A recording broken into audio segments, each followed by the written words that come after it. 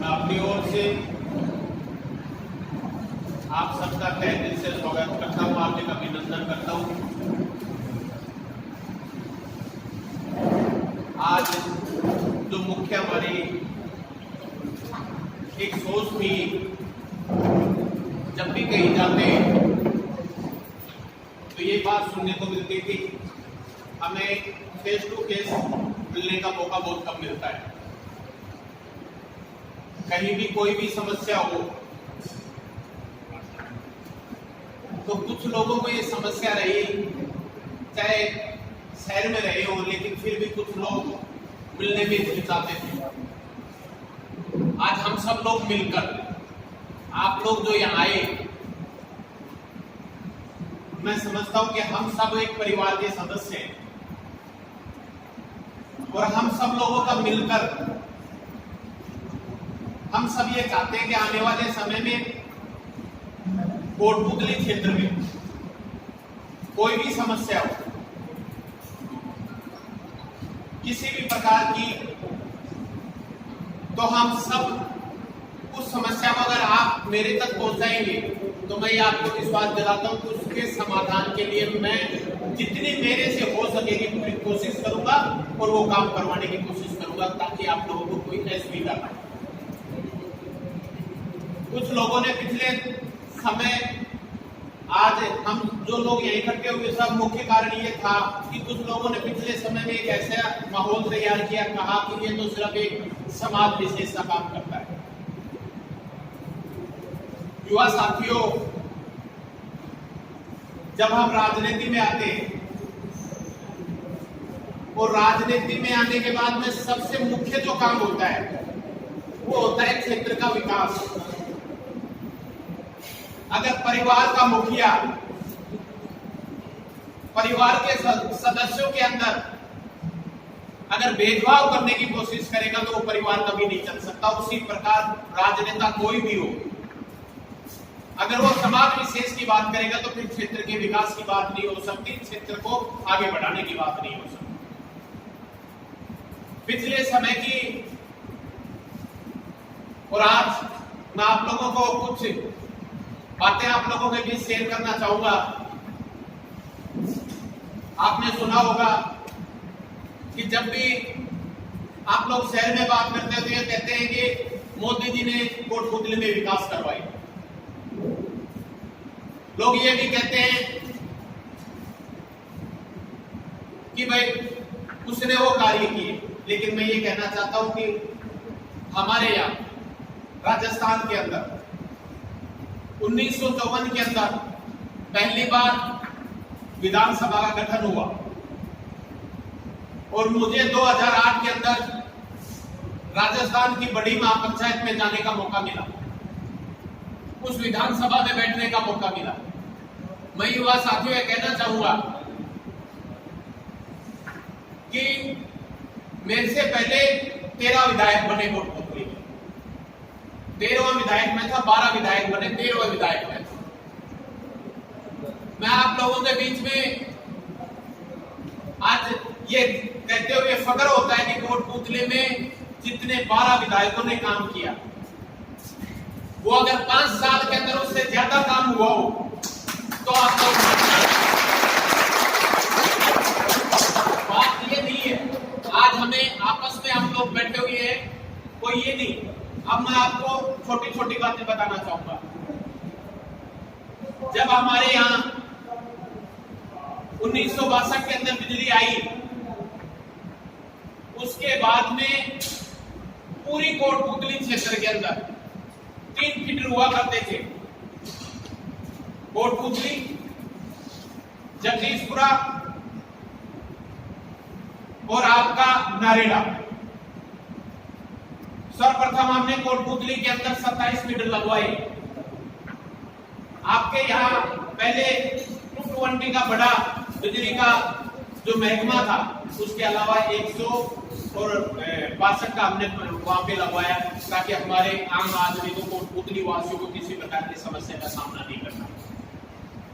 कोटपुतली से जब लाइट चलती थी तो राम सिंहपुरा तक एक ही फीडर हुआ करता था, हीरा मोती वगैरह ये जो।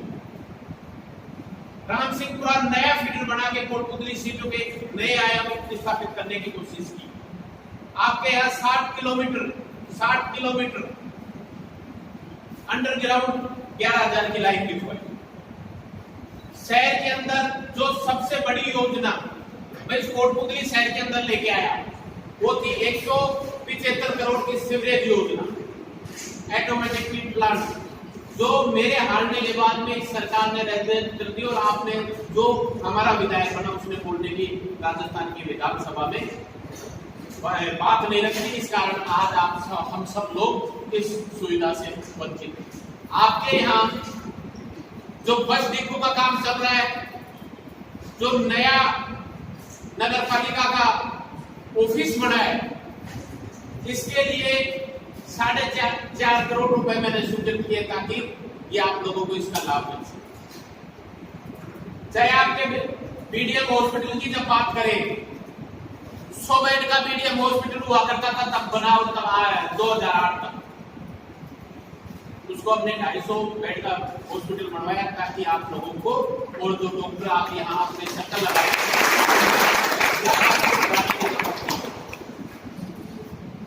हमने ब्लड बैंक के लिए आप लोग सोच सकते हो कि राजस्थान में 2008 और 2013 तक एक ब्लड बैंक खुला और वो आपके कोटपुतली में खुला।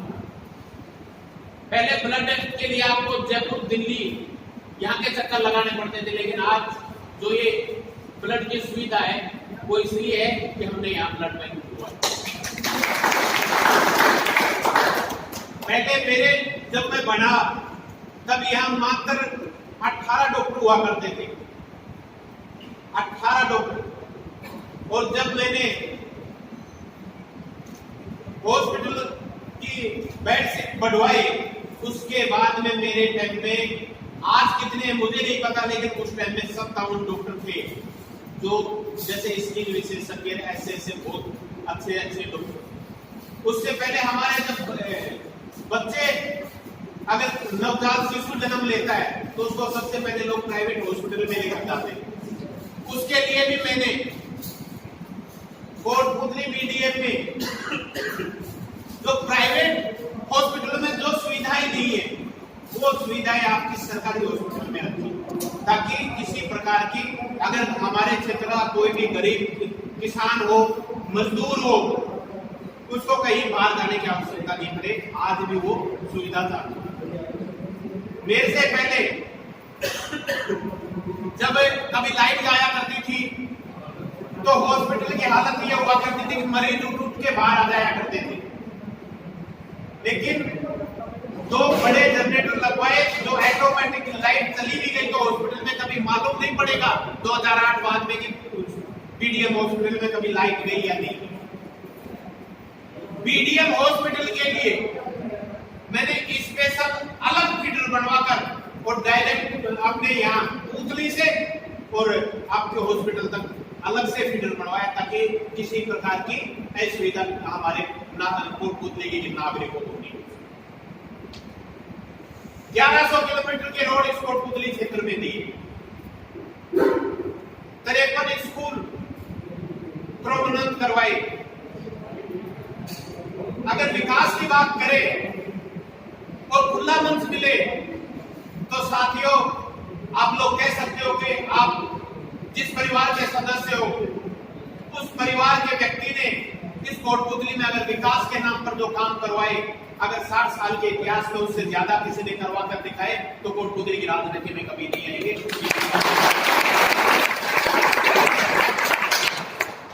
लेकिन हम इतने काम करवाने के बावजूद हम लोग चुनाव क्यों हारे? उसका मुख्य कारण क्या रहा? चुनाव हारे उसके बाद में मैंने आसपास में लोगों से चर्चा की, कारण क्या रहा? तो सबसे बड़ी बात यही मिली कि लोग कहते थे कि कोटपुतली में गुंडागर्दी है। मैंने भी माना हो सकता है कुछ कमियां रही होंगी, लेकिन मैं बताना चाहूंगा आपको, आप सब लोग पढ़े हुए हो, पढ़े लिखे लोग हो। 2008 और 2013 5 साल का कार्यकाल, 2014 और 2015 सिर्फ 1 साल का कार्य था। तो जितने चोरी, डकैती, फायरिंग, लूटपाट के मुकदमे 1 साल में हुए वो 5 साल में नहीं हुए, लेकिन फिर भी कोटपुतली में आज भी आप लोगों को पता है या नहीं कि आप आरटीआई के तहत थाने से सूचना निकलवा सकते हैं कि 5 में 8 से और 13 में कितने हुए और 14 से 15 में जब 16 और 17 और 18 बाकी। आप लोग सोच सकते हो किस प्रकार से क्राइम बढ़ा है। हमने अपने क्षेत्र में अगर उस टाइम में गुंडागर्दी, लोग कहते हैं गुंडागर्दी बढ़ी, अगर ऐसा सोच मेरी होती तो मैं कहना चाहता हूं आपको युवा साथियों, चाहे पनियाला थाना हो, छतरपुर चौकी हो, सरुण चौकी हो, रघुनाथपुरा चौकी हो, केसवाना चौकी हो, ये सब मेरे कार्यकाल में हुए, क्योंकि हम चाहते थे कि आम आदमी सुरक्षित रह सके, जब भी वो न्याय की बात करे उसको तुरंत न्याय मिले। अब की बार सरकार ने सिर्फ 1 थाना दिया है, जबकि चौकी 1 भी नहीं। हर क्षेत्र में कोई भी क्षेत्र हो, अगर आप विकास की बात करेंगे तो मैं समझता हूं कि 2 घंटे से पहले आप बैठे थे, 2 घंटे और न थे, लेकिन फिर भी हम लोग, मैं ये आप लोगों को क्यों बता रहा हूं, इसलिए बता रहा हूं जब भी कोई बात आई, कुछ हमारी जो मुख्य रूप से जो लोग कहते हैं, मैं एक बात कहना चाहता हूं साथियों, और आज आप लोगों के बीच में इसलिए कहना चाहता हूं कि आने वाले समय में फिर आपको उसी समस्या का सामना करना पड़ेगा। और समस्या क्या है? समस्या ये है कि कोटपुतली में कुछ लोग जो 20 साल से जो सिर्फ दलाली के माध्यम से लोगों का लूटने का काम करते हैं, जब उनका 5 साल में साम्राज्य नष्ट हो गया तो उन लोगों ने एक नई चाल चली और कोटपुतली में एक अफवाह फैलाने लगे कि कोटपुतली के अंदर कसाना गुंडा राज करवाता है। मैं ये पूछना चाहता हूं, कोई भी शहर के अंदर, आप लोग शहर के हो, कोई भी शहर के अंदर दुकान होती, किसी से पैसे छीने गए हो, कहीं किसी बहन बेटी को छेड़ा गया हो, लेकिन आज कोटपुतली में कितनी फायरिंग हुई घर के अंदर घुसकर। हमारे वार्ड नंबर 19 है या 20 है, उसके घर के अंदर घुसकर और पैर में गोली मार के उस बच्चे का जो सिलेक्शन हो गया था वो पैर कट गया, लेकिन आज तक ये पता नहीं चला कि गोली मारने वाला। मतलब आप लोग सोच सकते हो, लेकिन उन लोगों की सोच क्या है? उन लोगों की सोच क्या है? उन लोगों की सोच ये है कि सिर्फ हमें भ्रमित करना है। अब फिर चुनाव आएंगे तो फिर कहेंगे कसाना आ गया, तो फिर कोटपुतली में गुंडागर्दी होगी। वो किस लिए होगी? वो इसलिए होगी कि वो लोग जो दलाली करते हैं उनकी दलाली नहीं चलती, और दलाली नहीं चलते तब वो जहां भी बैठते तब उनके 5 जो गुर्गे होते हैं, जो पैसे इकट्ठे करते हैं लोगों को। मैंने देखा है, जब मैं पहली बार विधायक बना तब मेरे पास 2 फरियादी आई और दोनों फरियादी ये कहने लगे कि आपने थाने में इसका पक्ष रख दिया, मेरा पक्ष नहीं रखा। दोनों फरियादी ऑफिस में इकट्ठे हो गए। मैंने दोनों से पूछा कि आप ये बताओ कि मैंने किसका पक्ष रखा किसका नहीं रखा। तब दोनों ने कहा साहब आप लोगों को किसने बताया? मैं ये भी किसने बताया, आपके साथ हुआ क्या? जब मैंने उनसे बात की तो उन्होंने बताया कि हमारे साथ नॉर्मल मारपीट हुई थी। फिर पुलिस वाले कह रहे हैं 352 लगेगी, 326 लगेगी, 324 लगेगी। तो यार ऐसे कैसे लग जाएगी? गजा हमने 20-20 हजार रुपए डॉक्टर महीने के दिए, दोनों 20-20 हजार रुपए, और मैं थाने में हमने 25-25 हजार रुपए। तब मैंने जिसको पैसे दिए थे मैंने कहा इंचार्ज को दिए, बोलो नहीं, डॉक्टर को दिए, बोलो नहीं, तो किसी को तो दिए हो, बोलो बीच वाले व्यक्ति को। मैंने उसको बुलाया, आपने इनसे पैसे क्यों लिए? दोनों से एक ही व्यक्ति ले रहा है पैसे। जब उनसे बात की, उनके जब पैसे वापस दिलाई, ऐसी स्थिति कोटपुतली में। अगर आप लोग अधिकारियों को, अगर अधिकारी को आज हम लोग, आपका कोई काम है, अगर वो काम हो नहीं रहा और अगर अधिकारी को समझाने तो गुंडागर्दी